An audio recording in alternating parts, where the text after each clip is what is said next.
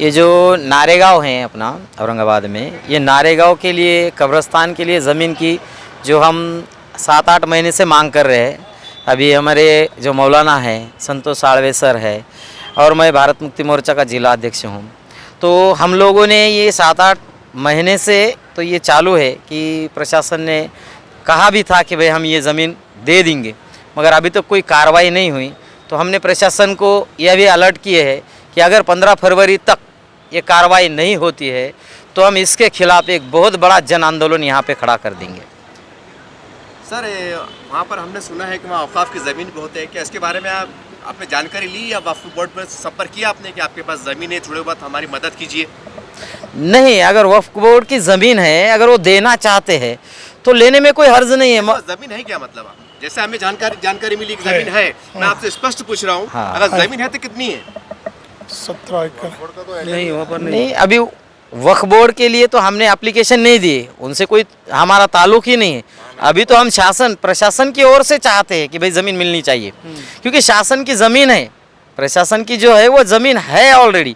अगर है तो इन्हें देने में कोई दिक्कत नहीं है। ज़रूरत पड़ी तो उनसे भी अप्रोच होंगे। सर, हमारे पास औरंगाबाद में हिसाब साहब बताया आपने, भारत मुक्ति मोर्चे के आप जिम्मेदार हैं, तो और भी यहाँ पर लीडरशिप है। हमारे पास तो देखे कि नेता और प्रशासन यहाँ सब हो जाता है। फिर एक बार इनकी ताकत मिल जाती है तो सब काम हो जाते हैं, नहीं होने वाले काम भी होते हैं, ये भी देखने में आता है। तो आपने कभी उससे चर्चा की कि भाई देखिए मैं अदर कास्ट का हूँ और मैं मुस्लिम समाज की लड़ रहा हूँ, मैं खुल के पूछ रहा हूँ आपको, ताकि उनको एहसास हो, कहने की शर्मिंदगी हो? कभी बातचीत की आपने?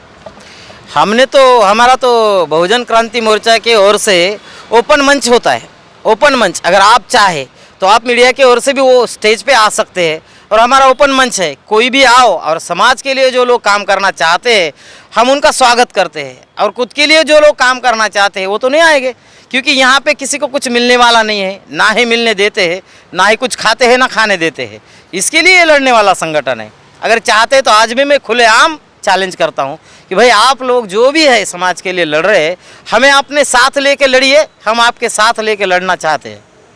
सर, हमारे औरंगाबाद के जो खासदार है एमआईएम के, वो भी काफ़ी कहीं ना कहीं एक अच्छा काम करने का प्रयास कर रहे हैं और कहीं ना कहीं कामयाबी मिल रही है।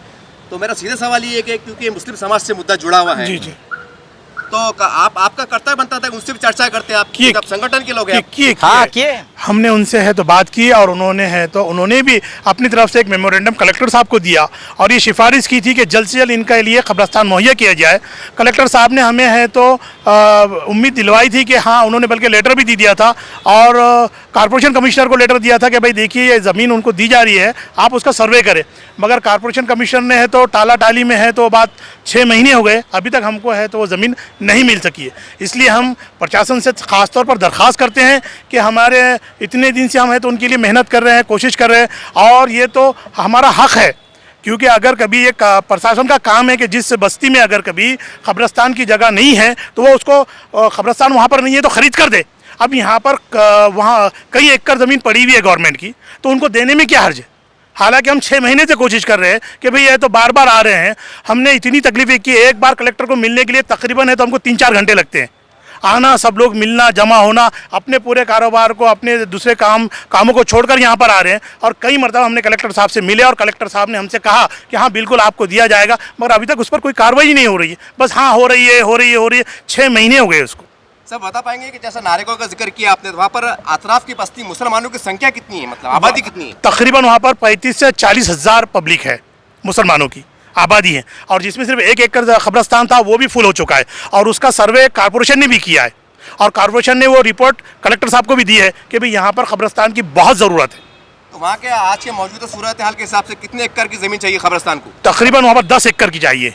अगर 10 एकड़, क्योंकि 40 साल तक चलेगा वो कब्रस्तान, तो अब 40 साल में कितनी आबादी होगी, उस एतबार से 10 एकड़ होना बहुत ज़रूरी है। इस तरह से आपने भारत मुक्ति मोर्चा के जिम्मेदारों को सुना, और बहुत हैरत की बात भी है और कहीं खुशी की बात भी है कि आज भी हमारे बीच में ऐसे लोग हैं जो सर्व धर्मों का आदर करते हैं, सम्मान करते हैं। देखिए, ये अदर कास्ट के हैं, उसके संगठन के जवाबदार हैं, और नारेगांव की 40,000 संख्या के मुसलमानों के कब्रस्तान के लिए लड़ाई लड़ रहे हैं, इनके नेतृत्व में लड़ रहे हैं।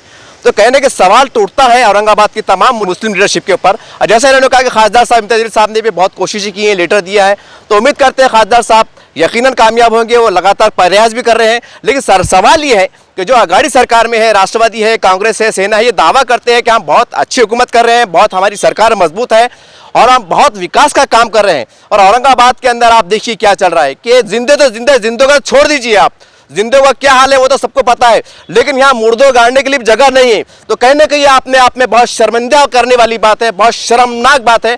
और वक्फ बोर्ड के जिम्मेदारों से कहना चाहते हैं कि साहब आपके आगे हमारा खुद का सर्वे है कि आपकी भी ज़मीन है, वहाँ पर 78 एकड़ कुछ ज़मीन है, तो आपको इसीलिए बिठाया गया है कि उसकी ज़मीन की निगरानी कीजिए, देखभाल कीजिए और मुसलमानों के लिए डेवलपमेंट के लिए क्या हो सकता है वो कीजिए। ये योजना बनाना, ये फिक्रे करना, ये तय करना, ये आपकी जवाबदारी है।